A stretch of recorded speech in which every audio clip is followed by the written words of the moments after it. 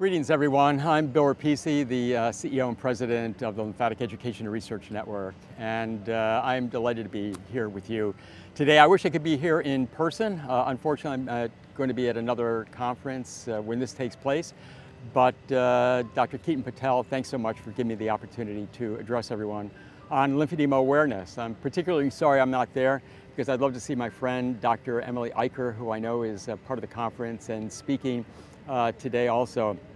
You really should know Dr. Eicher has made some of the greatest impacts in the movement of this field. Besides all she does as a doctor and at her clinic, she also introduced us to Kathy Bates. And as you well know, Kathy Bates has become the national spokesperson for LE&RN and has just had such an incredible impact worldwide at bringing awareness to this issue through using her celebrity. So Emily, love you, and sorry I'm not there, but thank you so much for all that you've done. You probably wonder why, of all places, since we're based in New York, I'm standing here in Washington, D.C. with the Washington Memorial and the Capitol in the background.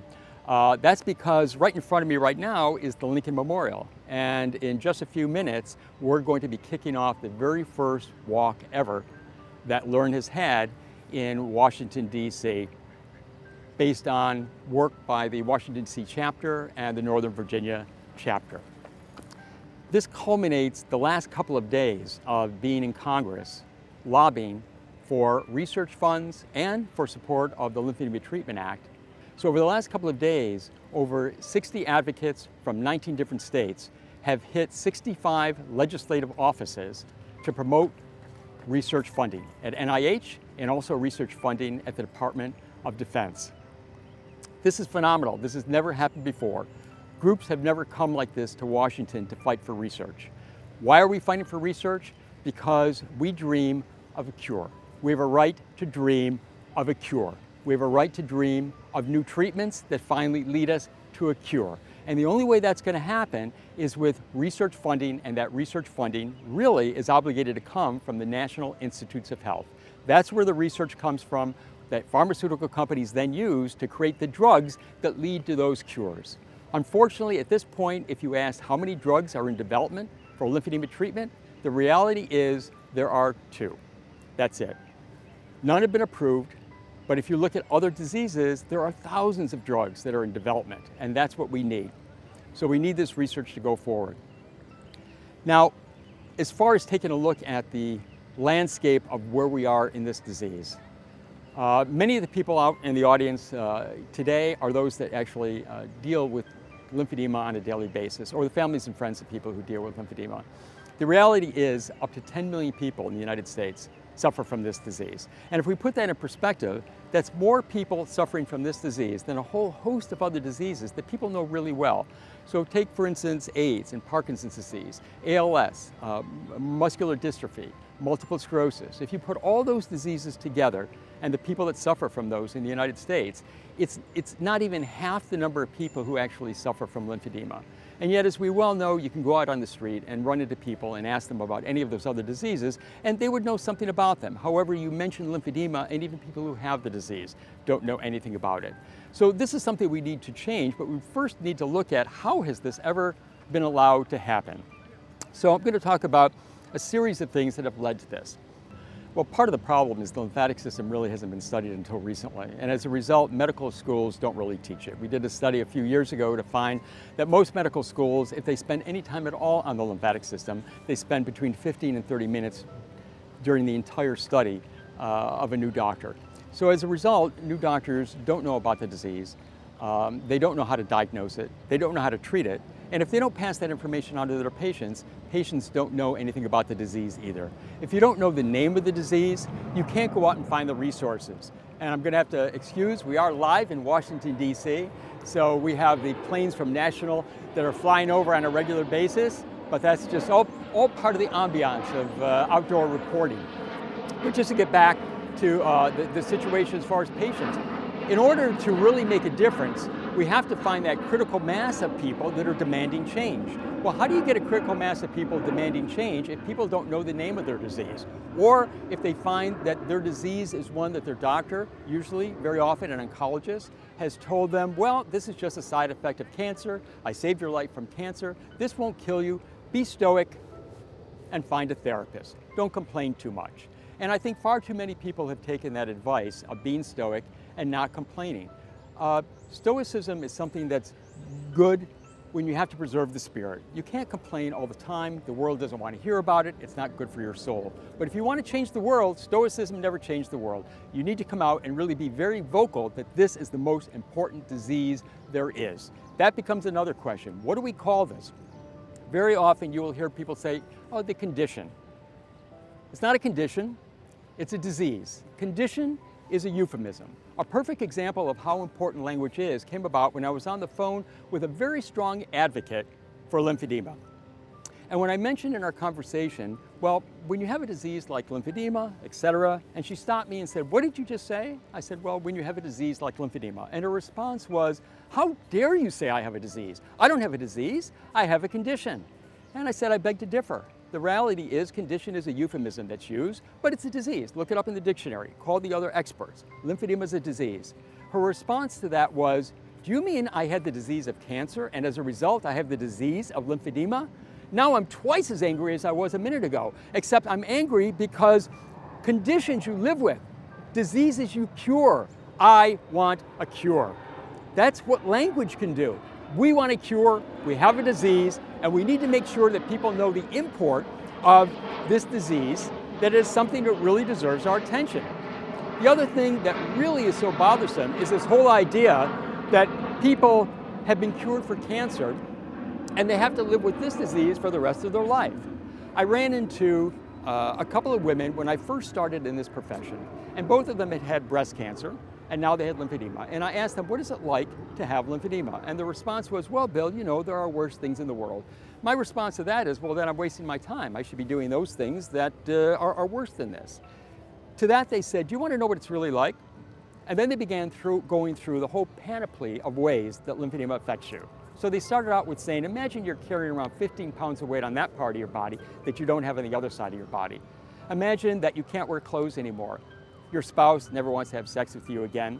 People tap you on the shoulder on the street and say, you know, you're disgusting, you really need to lose weight.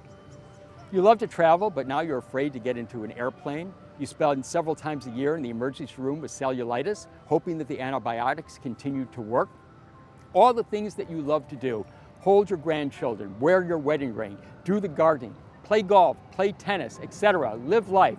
All those things are now at arm's length from you and out of the equation of what you can do because of this dreaded disease that you have.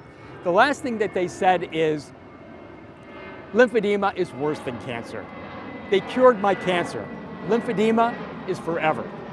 That's the message that we got to get across if we really want to create change.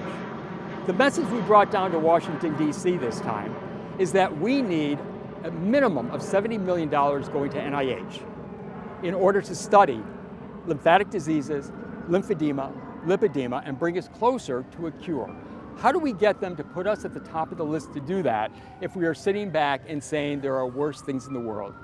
The other thing that I don't believe is so often I hear people say, well, my case is mild, I'm lucky.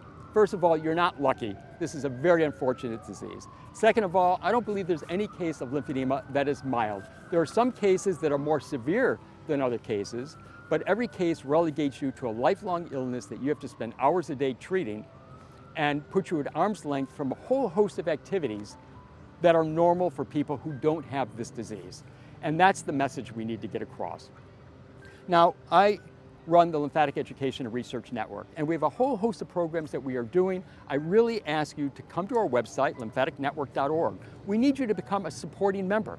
That's what supports our organization so we can do the kinds of things that we do. We have chapters all around the country. If there's not a chapter in your state, this is the opportunity for you to get together with people you know there and create a chapter. Some of the initiatives that we are up to are creating centers of excellence. Centers of excellence in lymphatic medicine is a way for us to have centers that people know they can go to for treatment, and they won't be turned away because they fall through the cracks of what that institution offers. USC is one of the institutions, and Dr. Kate Patel is actually on the committee to create these standards. We also are developing workshops for physicians. The first one is going to take place in July at the Harvard Club in Boston. It's level 1, level 2 CMEs for physicians to teach them about lymphatic diseases. And then that will be on our website along with the names of all the doctors that have taken this course so patients see what doctors actually know something about this disease, because we don't want the situation anymore like the one woman who called us up who went to her doctor after having a radical hysterectomy and had lymphedema in both legs. They have the doctor tell her there is no such thing as lymphedema. What you need to do is to stand on your hands with your legs on the air to get rid of your swelling. This is unconscionable that this is happening, and we need to change it. One of the other things that LE&RN has done is establish World Lymphedema Day. We need the entire world to embrace this disease.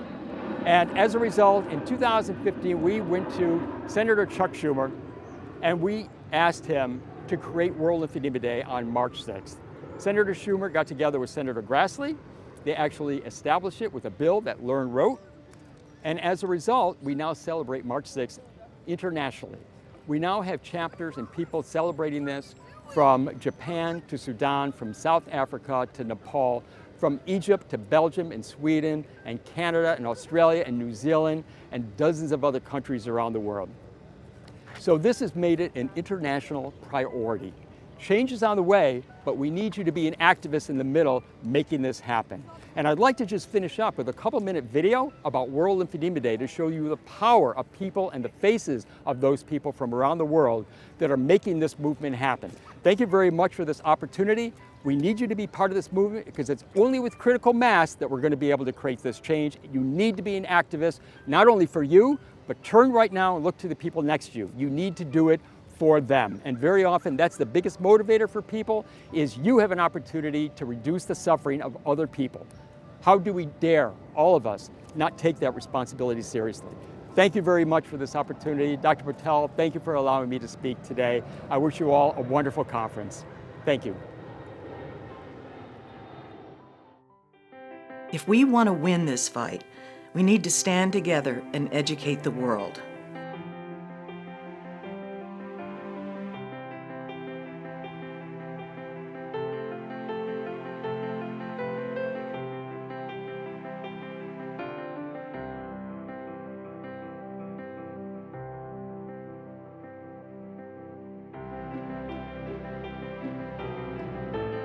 All of us who've had the courage to speak about our personal battles with lymphedema are making a real difference all across the US, even in Russia, Australia, and India. Our stories are giving others hope as they realize they're not alone.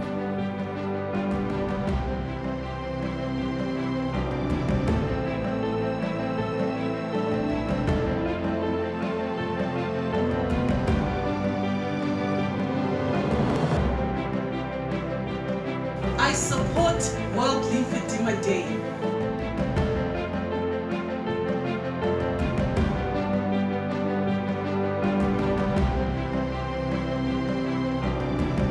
I support World Lymphedema Day.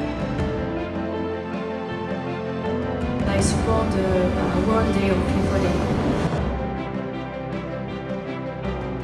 I support World Lymphedema Day. I support World Lymphedema Day.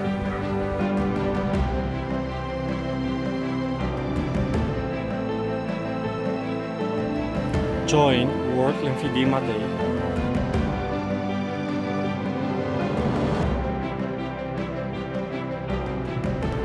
I support World Lymphedema Day. I support World Lymphedema Day.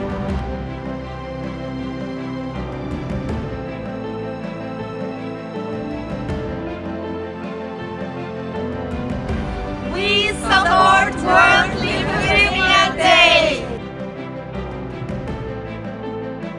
We support World Lymphedema Day.